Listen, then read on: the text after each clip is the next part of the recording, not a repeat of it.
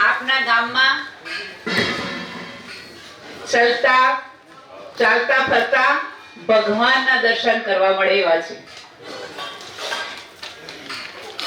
વાસ્તવમાં મહાવીર ભગવાન કેવા હતા, પાર્શ્વનાથ ભગવાન કેવા હતા, એ તો આપણે જોયા નથી, એમના દર્શન કર્યા નથી. પણ આ રૂપ જોઈને, આવી કઠિન ચર્યા જોઈને અનુમાન લગાવી શકીએ કે મહાવીર ભગવાન આવા હશે. અને ભગવાનનું જ્યારે સમોશરણ લાગતું હશે ત્યારે એમના સમોશરણમાં પણ આવી જ રીતે શ્રાવક, શ્રાવિકા, મુનિ, આરિકા રહેતા હશે. આટલો વિશાળ સંઘ કે સાક્ષાત આપણે એક મુનિરાજના દર્શન કરવા દુર્લભ હોય ત્યાં એક સાથે આટલા બધા મુનિરાજના દર્શન કરવા મળે, એ આપ લોકોનું વાસ્તવમાં બહુ જ પુણ્યનો ઉદય છે. વગર પુણ્યએ આવા ચાલતા ફિરતા તીર્થ ભગવાન એના દર્શન કરવા બહુ મુશ્કેલ છે. આપે જોયું હશે અથવા નહીં ખબર નહીં, પણ એમને એક વખત ખાલી આહાર લે, એ આહાર પણ ઊભા લે. એટલે આપણે વિચારી શકો છો તમે કે ચાલીને આવ્યા હોઈએ તો પછી કેટલી તાકાત હોય ઊભા રહેવાની, કે ઊભા આહાર, અને એ પણ હાથમાં, થાળીમાં નહીં, હાથમાં. અને શ્રાવક જે આપે એ થાળીમાં ગમે તેટલી સુંદર વસ્તુ હોય, મનપસંદ વસ્તુ હોય, પણ જો શ્રાવક આપવાનું ભૂલી જાય તો ઈશારો કરીને માગશે પણ નહીં. એ આહાર લેતા પણ આજે 3 મુનિરાજ, 2 માતાજી અંતરાય આવી ગઈ. આહાર લેતા હતા, એક માતાજીને વાડ આવ્યો તો મોઢામાં જે ગ્રાસ હતો એને પણ બહાર કાઢી અને ખુલ્લું કરી દીધો, પાણી પણ નહીં લીધું. હવે એ પરિસ્થિતિમાં અત્યારે ફરીથી 10 કિલોમીટર ચાલશે. સવારે 13 કિલોમીટર ચાલીને આવે, 12 કે 13, અત્યારે ફરીથી ચાલશે. કાલે સવારે ફરીથી ચાલશે, ત્યારે જઈને 11 વાગે પાણી પીશે. એક માતાજીને જીવ આવી ગયું, 2 મહારાજને વાડ આવી ગયો, આજે 4-5 સાધુને અંતરાય થઈ. તો એવી કઠિન ચર્યા, કીડો, તો આવી કઠિન ચર્યા કરવી આ યુગમાં આપણને ખરેખર ઝુકાવી દે. ના ઝૂકવાની ઈચ્છા કરો ને તમે તો પણ એમના ચરણોમાં મસ્તક ઝૂકી જાય. અને આ તપસ્યા કર્યા પછી એમનામાં એવી વૃદ્ધિઓ પ્રાપ્ત થઈ જાય છે. આજે આચાર્ય ભગવાનના દર્શન કરવાથી સાક્ષાત અમે જોયેલું છે કે કેન્સર જેવી રોગો થયેલો હોય ઇન્સાનને મટી ગયો.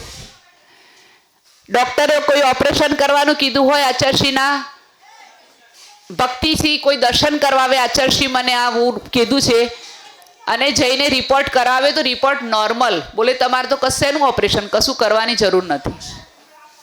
એવું આચાર્ય ભગવંતની તપસ્યાનું ફળ છે.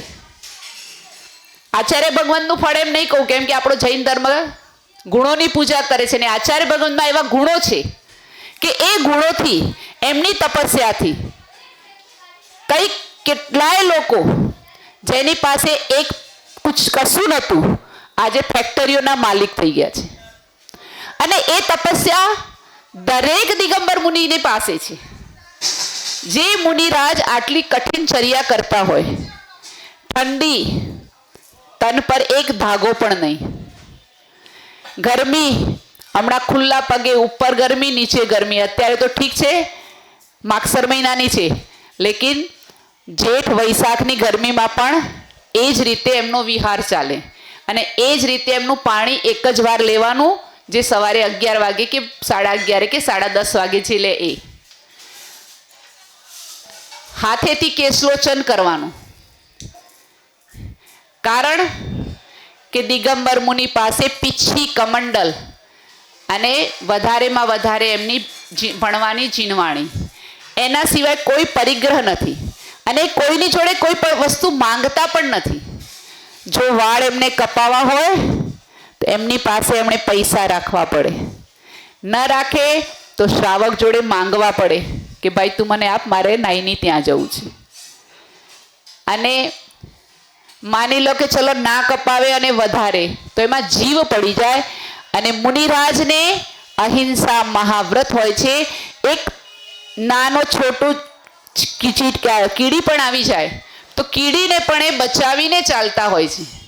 ત્યાં એ આ હિંસાનો બી દૂર રહેશે, અને એ હિંસા ના થાય એટલા માટે મુનિરાજ પોતાના હાથેથી પૂરા શિરના અને દાઢીના, મસ્તકના તો કદાચ માની શકો કે કદાચ બી થોડી સ્ટ્રોંગ ચામડી હોય તો નીકળી જાય, પરંતુ આ દાઢી અને મૂછના વાળ, એક વાળ તો ખેંચીને જુઓ તમે. એવી કઠિન તપશ્ચર્યા કરનારા મુનિરાજ જે આપના ગામમાં પધાર્યા છે, અને આપ લોકોએ પણ ભક્તિથી સવારે પણ ગુરુરાજનું આશીર્વચન સાંભળ્યા, અત્યારે બી બેસબરીથી ક્યારના અમે લોકો સામાયિક હતા ત્યારે એ વખતે પણ 3-4 બહેનો ઉપર આવી હતી. એટલે ક્યારથી તૈયાર છો કે ના અમે ગુરુરાજના મુખથી અમારે કંઈક સાંભળવું છે. એ જે તમારો ભાવ છે એ ભાવ જ તમને ભવોભવ પુણ્યનું ઉપાર્જન કરાવી અને મોક્ષ સુધી પહોંચાડવામાં નિમિત્ત બનશે. જ્યારે પણ આવા વિચરતા ગુરુરાજ દિગંબર મુનિ આપને મળે તો ક્યારેય એમની ભક્તિ કરવામાં ચૂકતા નહીં. જેટલું આપણાથી બને એટલી એમની ભક્તિ કરી પુણ્યનું ઉપાર્જન કરો, કેમ કે સર્વ જીવ પ્રત્યે એમને કરુણા ભાવ છે. એમનામાં બિલકુલ રાગ દ્વેષ નથી કે આ મારો છે એને હું આશીર્વાદ આપું, આ મારો નથી બીજો છે એને હું આશીર્વાદ ન આપું. એમના માટે શત્રુ મિત્ર બંને સમાન છે. ચાહે શત્રુ આવે તો પણ એટલા જ પ્યારથી આશીર્વાદ આપશે, અને એમનો મિત્ર આવે, કોઈ છે જ નહીં મિત્ર શત્રુ, પણ માનો કે એમનો હિતેશજી આવે, એમના ભક્ત અમે જઈએ તો અમને પણ એટલા જ પ્યારથી આશીર્વાદ આપશે, અને કોઈ એમની નિંદા કરવા વાળો જશે તો એમને પણ એટલા જ પ્યારથી આશીર્વાદ આપશે.